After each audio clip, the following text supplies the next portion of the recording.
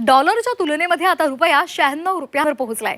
रुपयाची आतापर्यंतची ही नीचांकी घसरण आहे। एका डॉलरसाठी आता 96 रुपये मोजावे लागणार आहेत। रुपयाच्या घसरणीमुळे आयात सुद्धा महागणार आहे। आताची महत्त्वाची बातमी आपण पाहतोय, जागतिक बाजारामध्ये डॉलरच्या तुलनेमध्ये रुपया 96 रुपयांवर आलेला आहे। रुपयाची आतापर्यंतची ही सर्वात नीचांकी घसरण आहे। एका डॉलरसाठी आता आपल्याला 96 रुपये मोजावे लागणार आहेत। रुपयाच्या या घसरणीमुळे आयात सुद्धा महागणार आहेत आणि याचे जागतिक अर्थव्यवस्थेवर आपल्याला हे परिणाम भोगावे लागणार आहेत। आताची महत्त्वाची बातमी आपण पाहतोय, गेल्या काही वर्षांपासून सातत्याने रुपयाचं अवमूल्यन होत आहे आणि आता डॉलरच्या तुलनेत रुपया 96 रुपयांवर पोहोचलेला आहे।